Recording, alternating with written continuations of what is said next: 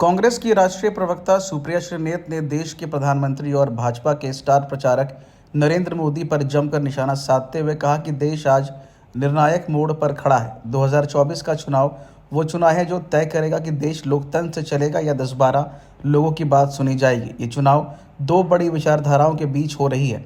4 चरण का मतदान हो चुका है, अब 5वां चरण का मतदान होना है। 4 चरण के बाद चीज़ें शीशे की तरह साफ हो गई है कि 4 जून को बीजेपी की सरकार नहीं बनेगी बल्कि इंडिया गठबंधन की सरकार बनेगी। लोगों ने मन बना लिया है कि उन्हें यही करना है। राष्ट्रीय प्रवक्ता सुप्रिया ने मीडिया से बात करते हुए कहा कि चुनाव के ठीक पहले 2 मुख्यमंत्री को जेल भेज दिया जाता है, कांग्रेस का अकाउंट फ्रीज कर दिया जाता है। बीजेपी ईडी और सीबीआई के नाम पर वसूली रैकेट चला रही है। जनता अब समझ चुकी है उन्हें आगे क्या करना है। सहयोगी और यहाँ पर आए हुए मेरे पत्रकार बंधुओं, एक बहुत निर्णायक मोड़ पर यह देश आकर खड़ा है। 2024 का जो चुनाव है वो कोई आम चुनाव नहीं है। ये वो चुनाव नहीं है जहां पर हम और आप जाते हैं, लाइन में लगते हैं, स्याही लगती है, उंगली पर वोट डालते हैं और चले आते हैं और कोई ना कोई सरकार चुन लेते हैं।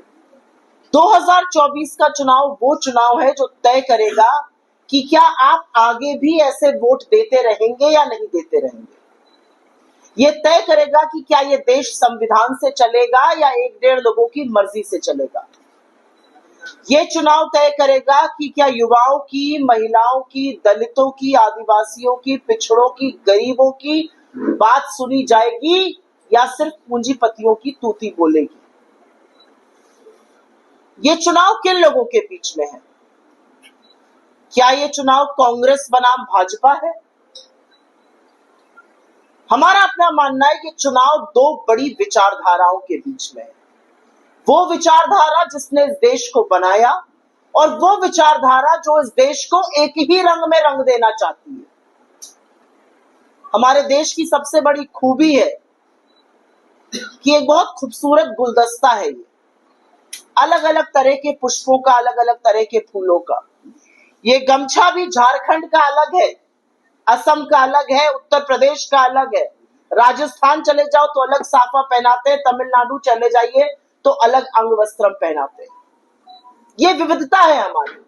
तो ये चुनाव तय करेगा कि क्या संविधान बचाने वालों की जीत होगी या संविधान को हर कीमत पे खत्म करने वालों की जीत होगी। और इसलिए जरूरी है कि हम और आप अपनी जिम्मेदारी समझकर, और आप से मेरा मतलब है लोकतंत्र के चौथे स्तंभ हैं आपके माध्यम से सूचना, आपके माध्यम से जानकारी, आपके माध्यम से न्यूज, आपके माध्यम से विश्लेषण लोगों तक पहुंचता है। तो आपकी बड़ी अहम भूमिका है इस लोकतंत्र को सजीव रखने के लिए, इस लोकतंत्र को बचाने के लिए। और उसी परिप्रेक्ष्य में मैं कुछ बातें यहां पर करना चाहती हूं। 4 चरण का मतदान हो चुका है, हम 5वें चरण के मतदान के मुहाने पे खड़े हैं। कल उत्तर प्रदेश में तमाम सीटों पर, बाकी जगहों में तमाम सीटों पर मतदान होना है 5वें चरण का। लेकिन 4 चरण के मतदान के बाद कुछ बातें शीशे की तरह साफ है। उसमें से एक बात यह है कि 4 जून को भारतीय जनता पार्टी की और नरेंद्र मोदी की सरकार नहीं बनेगी। यह पूरी तरह से साफ है कि इंडिया गठबंधन की सरकार बनेगी। कुछ और चीजें भी साफ होती जा रही है और वो इसलिए साफ हो रही है कि ये चुनाव सिर्फ राजनीतिक दल नहीं लड़ रहे हैं, इस चुनाव को जनता ने अपने हाथों में ले लिया है। हम जहां जा रहे हैं और जिस तरह का उत्साह हमें किसानों में, बुजुर्गों में, युवाओं में, महिलाओं में दिख रहा है, वो कहीं ना कहीं दिखा रहा है कि लोगों ने मन बना लिया है। तो 4 निर्णायक चरण हो चुके हैं और 3 अन्य होने बाकी हैं। झारखंड के 2 चरण हैं और बड़े महत्वपूर्ण चरण हैं। और ये चुनाव किस परिप्रेक्ष्य में हो रहा है उस पर भी चर्चा होनी चाहिए। इस चुनाव के पहले क्या हुआ, इस चुनाव के दौरान क्या हुआ, इस चुनाव के बाद क्या होगा। इस चुनाव के पहले 2-2 मुख्यमंत्रियों को जेल में डाल दिया जाता है। इस चुनाव के पहले देश का प्रमुख विपक्षी दल का अकाउंट फ्रीज कर दिया जाता है। इस चुनाव के पहले ईडी, सीबीआई, इनकम टैक्स जैसी एजेंसी सरकार का, भारतीय जनता पार्टी का फ्रंटल बनकर लगातार विपक्ष के पीछे पड़ी रहती है। इस चुनाव के पहले चंदा दो धंधा लो का वसूली रैकेट का जबरदस्त भांडा फोड़ होता है और सुप्रीम कोर्ट कलई खोलता है और सामने साफ हो जाता है कि भारतीय जनता पार्टी ने एक वसूली रैकेट चलाया हुआ था। सीबीआई ईडी इनकम टैक्स का केस है, बंद कराना है, चंदा दो, केस बंद। धंधा चाहिए, चंदा दो, 4 दिन बाद धंधा लो। ये चल रहा था इस देश में।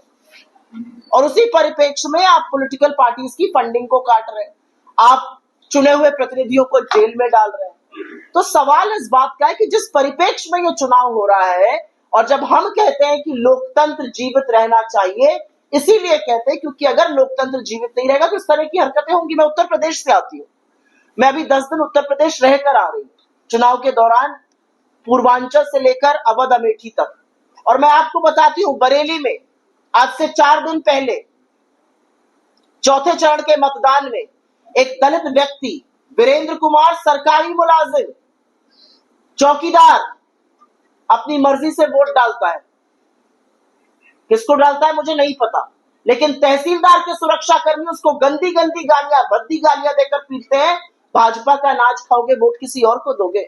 मोदी जी उगा कर लाए अनाज, अपने दादा के यहां से लाए हैं, भाजपा के कार्यालय में उग रहा है अनाज। अरे देश का अन्नदाता कमा रहा है, कानून कांग्रेस ने बनाया, उस कानून के अंतर्गत आप लोगों को अनाज दे रहे हैं। एक दलित व्यक्ति की क्या इतनी भी मर्जी नहीं है कि वो अपने मर्जी से वोट दे दे?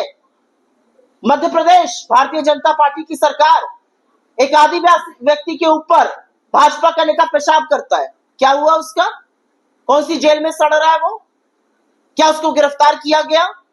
इस परिप्रेक्ष्य में ये चुनाव हो रहा है और इसीलिए जो मुद्दे की बात है वो करनी जरूरी है, क्योंकि नरेंद्र मोदी और भारतीय जनता पार्टी किसी मुद्दे की बात नहीं कर रहे हैं।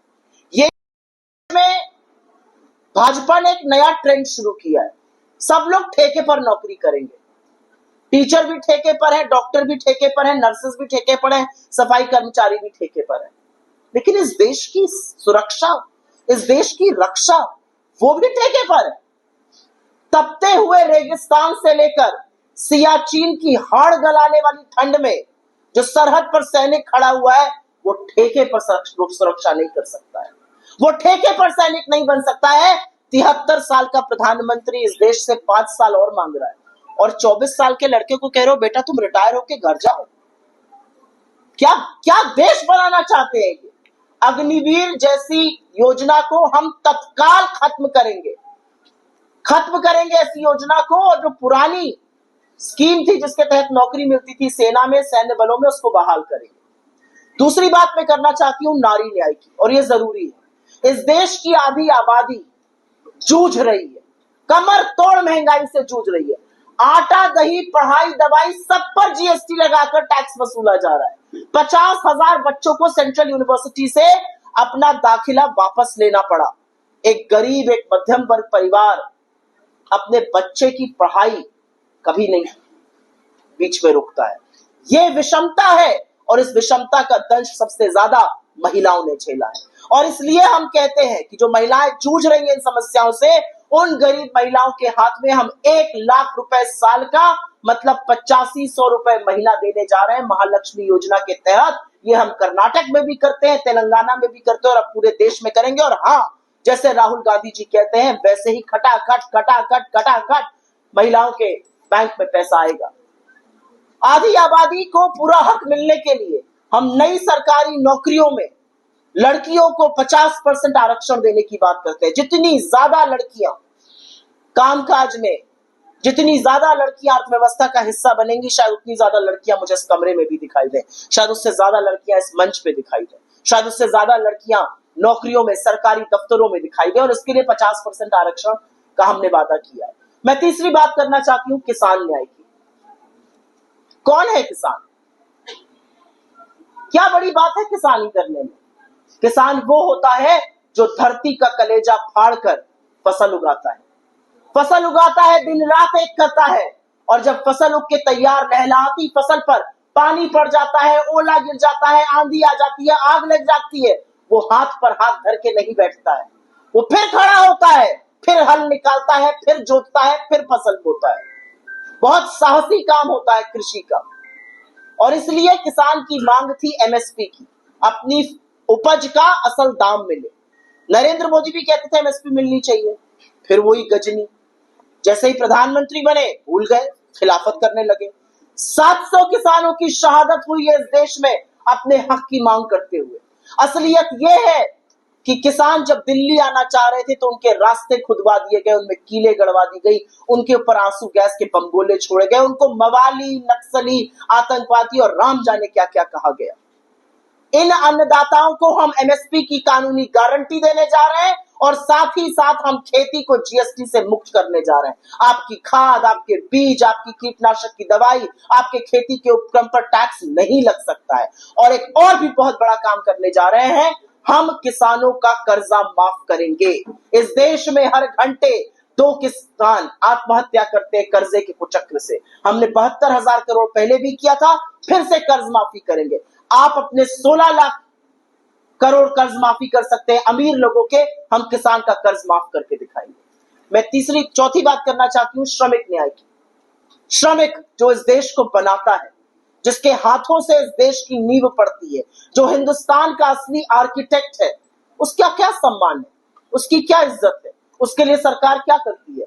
रांची शहर में भी मैं देखती हूँ, मैं देख रही थी जब भी एयरपोर्ट से आ रही थी, जोमेटो, स्विगी वाले बैग पर लेकर खाना पहुंचाते हैं, चीजें पहुंचाते हैं। ये जो नई गिग इकोनॉमी आई है, इनमें से किसी का पैर टूट जाए, जरा सा ठोकर लग जाए, 6 महीने के लिए बिस्तर पे पड़ जाए, उनके घर वालों की क्या सुरक्षा है। तो ऐसे गिग इकोनॉमी वर्कर्स के लिए हम एक सामाजिक सुरक्षा स्कीम ला रहे हैं। मनरेगा से हमने ग्रामीण भारत की तकदीर और तस्वीर बदली थी।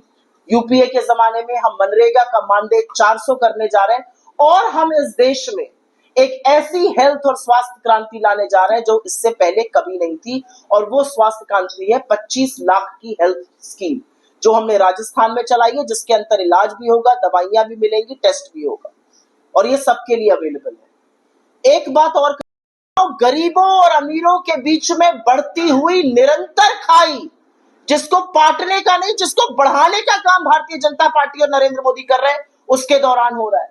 ये चुनाव महिलाओं की जितनी आबरू लुट सकती थी उस दौरान हो रहा है।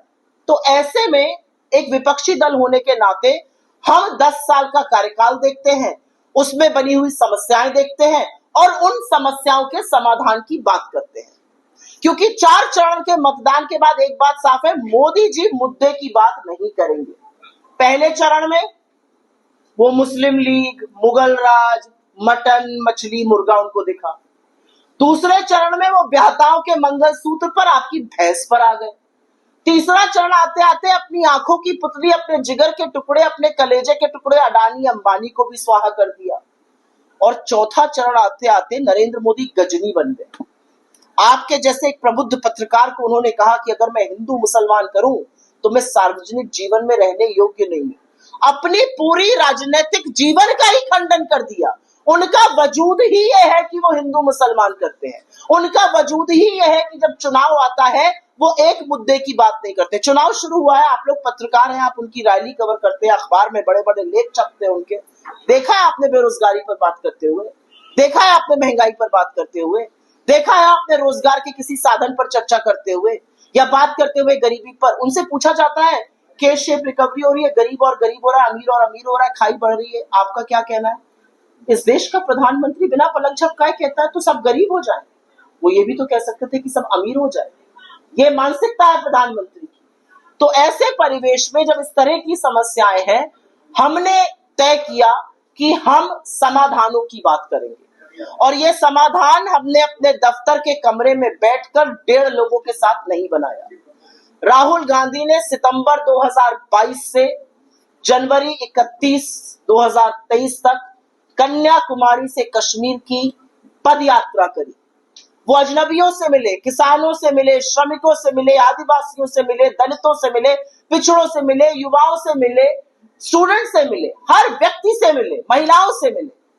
उनकी अपेक्षाएं, उनकी आशाएं, उनकी उम्मीदें, उनकी आशंकाओं को सुना। और ये जो हमारा 48 पन्ने का न्याय पत्र है, 15,329 शब्द, ये उसका फलसफा है। उन्होंने दोबारा से एक यात्रा करी, मणिपुर से मुंबई गए। उस मणिपुर गए जो 12 महीने से जल रहा है, जहां पर वो 3 बार हुआ है, लेकिन इस देश के प्रधानमंत्री की हिम्मत नहीं है कि जलते हुए मणिपुर चल जाए। उस मणिपुर से मुंबई तक उन्होंने यात्रा करी, फिर से मिले फिर से मिले उन लोगों से जो इस देश की सरकार से कुछ उम्मीदें रखते हैं, जिनकी तकलीफें क्या है, वो क्या चाहते हैं अपनी सरकारों से, और उस सब का जो एक उम्मीदों का कारवां निकला वो है हमारा न्याय पत्र। और इसके 5 प्रमुख स्तंभ हैं। इसका पहला स्तंभ युवा न्याय है, दूसरा स्तंभ नारी न्याय है, किसान न्याय है, श्रमिक न्याय है, हिस्सेदारी न्याय है। मैं शुरुआत युवा न्याय से करूंगी। 45 साल की सबसे ज्यादा बेरोजगारी, प्रधानमंत्री से सवाल होता है बेरोजगारी के बारे में आप क्या करेंगे, वो कहते हैं पकौड़ा तल लो। युवा पकौड़ा तलने को भी तैयार है पीएचडी कर, लेकिन पकौड़ा तलने का जो कड़ुआ तेल था वो 90 रुपए मिलता था, आपने 220 कर दिया 10 सालों में। जो गैस 400 की मिलती थी उसको 1100-1200 पहुंचा दिया। साहब पकौड़ा कैसे तला जाए, यह असलियत है आज। तो हमारा कहना है कि हम युवाओं को सर्वप्रथम 30 लाख जो रिक्त सरकारी पद पड़े हुए हैं सेंट्रल गवर्नमेंट में, उनको 15 अगस्त से भरने का काम शुरू करेंगे, 4 जून को जब हमारी सरकार बनेगी। हमारी दूसरी बड़ी और ये बहुत बड़ी गारंटी है, पहली नौकरी पक्की की।